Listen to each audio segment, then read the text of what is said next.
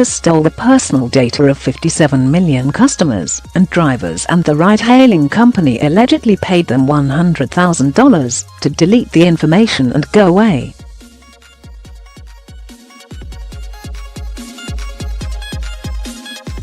The data was compromised in October 2016, and Uber has managed to conceal the breach for more than a year, according to Bloomberg.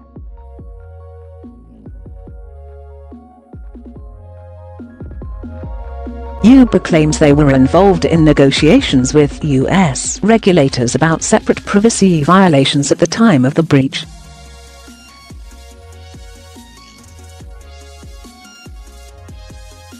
But the company now admits they were legally required to report the hack to regulators and to drivers whose license numbers were taken.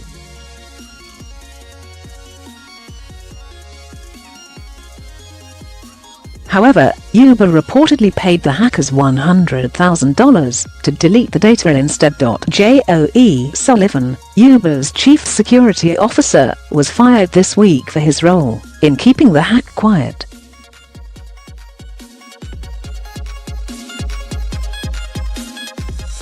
One of Sullivan's deputies was also fired for helping .ex CEO and co-founder Travis Kalanick reportedly found out about the hack in November 2016, but at the time Uber had just settled a lawsuit with the New York Attorney General over the company's privacy practices.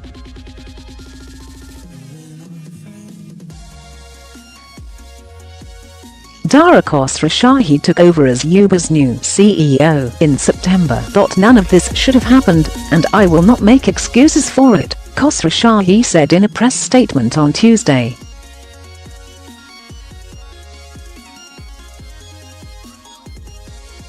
We are changing the way we do business. At the time of the incident, we took immediate steps to secure the data and shut down further unauthorized access by the individuals.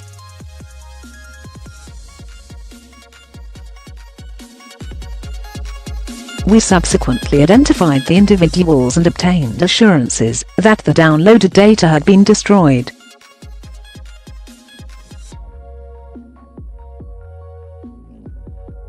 We also implemented security measures to restrict access to and strengthen controls on our cloud-based storage accounts, Khosrowshahi said.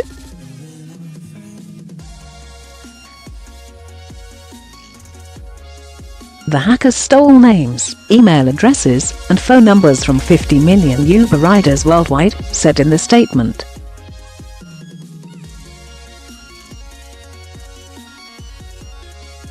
Personal information from 7 million drivers was also compromised. That figure includes about 600,000 US drivers' license numbers that were stolen.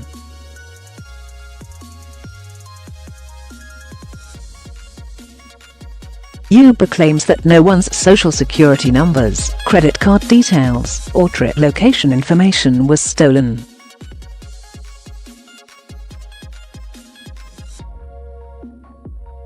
The company said they don't believe the information was ever used. Uber also declined to release the identities of the hackers.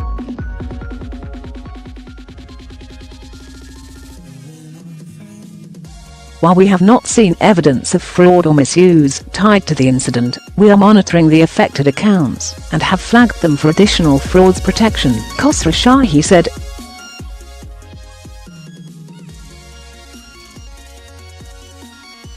According to Bloomberg, Sullivan, who joined Uber in 2015, was the guy who spearheaded the response to the hack last year.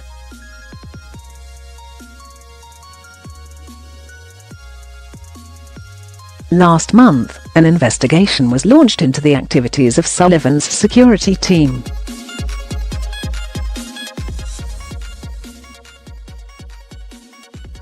During the investigation, the hack and cover-up were discovered. Uber said two attackers gained access to private GitHub coding site used by Uber software engineers, according to Bloomberg.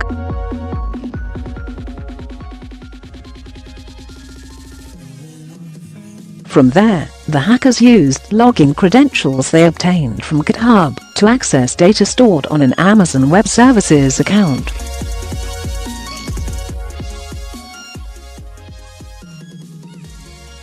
The hackers then found an archive of rider and driver information. Once the information was accessed, the attackers asked Uber for money.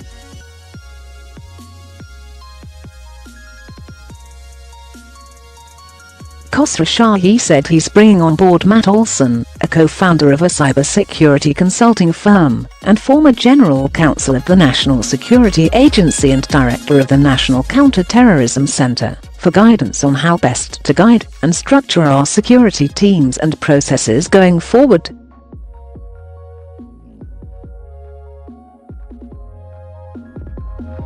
The company is currently in the process of individually notifying the drivers whose driver's license numbers were downloaded.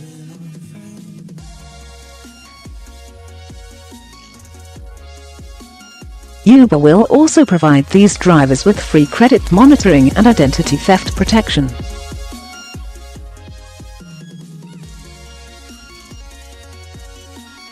Uber's hack joins the ranks of other massive hacks such as Yahoo and Equifax. In September, Equifax reported that the hack compromised the sensitive information of 145